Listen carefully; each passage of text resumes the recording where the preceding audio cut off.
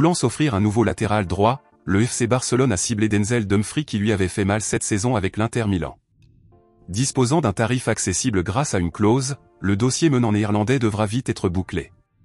Élément précieux de l'Inter Milan, Denzel Dumfries, 29 ans, semble à l'apogée de sa carrière. Remuant, le natif de Rotterdam sort d'un exercice à 11 buts et 6 passes décisives en 47 matchs.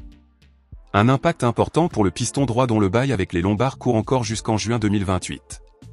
Dans le viseur du FC Barcelone et de Manchester City, il dispose par ailleurs d'une clause dans son contrat. En effet, jusqu'au 31 juillet prochain, la clause libératoire de Denzel Dumfries est descendue à 25 millions d'euros, un chiffre plutôt accessible pour les grosses écuries pour un élément expérimenté, talentueux et assez jeune.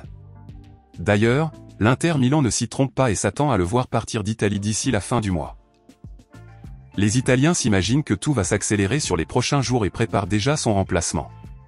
Concentré sur l'arrivée d'un ailier avec l'échec Nico Williams et le difficile dossier Luis Diaz, le FC Barcelone n'a pas avancé sur ce dossier, mais le considère comme intéressant d'un point de vue financier d'autant que son salaire est abordable pour le club catalan. Et c'est dans cette optique que l'agent du joueur Jorge Mendes met la pression sur les Blaugrana Press Sport. Représentant de Lamine Yamal qui vient de prolonger, l'agent portugais a célébré cette signature avec le président Joan Laporta et le directeur sportif d'Eco ce mercredi soir.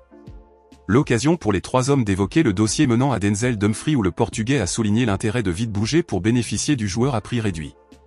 Les discussions ont également tourné autour d'un possible départ de Gérard Martin et d'un intérêt de Wolverhampton. Passons à la seconde actu.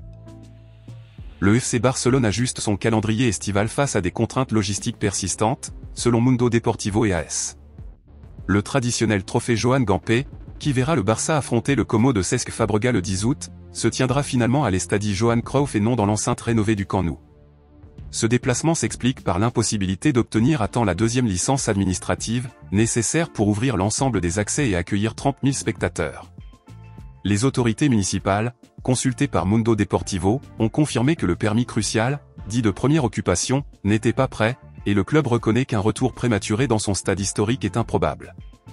L'Estadi Johan Cruyff, limité à 6000 places, a donc été désigné à la hâte pour accueillir la cérémonie, la piste du stade de Montjuïc étant bloquée par des concerts jusqu'à mi-septembre. La direction du Barça doit désormais définir les modalités de vente d'un nombre réduit de billets pour cet événement souvent festif, alors que l'attente de revoir le club dans son antre mythique continue de s'allonger.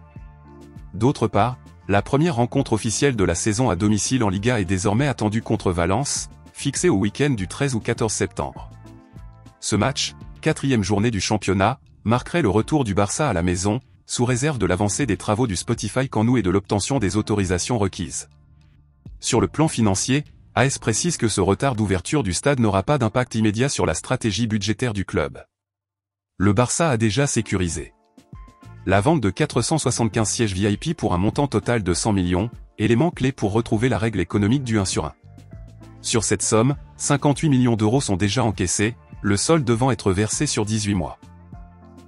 Crucial pour l'équilibre financier, ce montant est validé par l'auditeur Crosspen puisque la Ligue exige seulement que les sièges soient effectivement installés, non utilisés lors d'un match spécifique. Une récente inspection des lieux par des représentants de la Liga confirme ce statut, les espaces premium sont achevés, soigneusement protégés en attendant la livraison complète du chantier. Le club continue d'espérer pouvoir accélérer le processus administratif dans les prochaines semaines, tablant sur une certification définitive des travaux pour le début du mois d'août. Reste à voir si ce calendrier tiendra jusqu'à la réouverture, alors que les supporters et partenaires attendent avec impatience la réhabilitation totale du plus grand stade d'Espagne.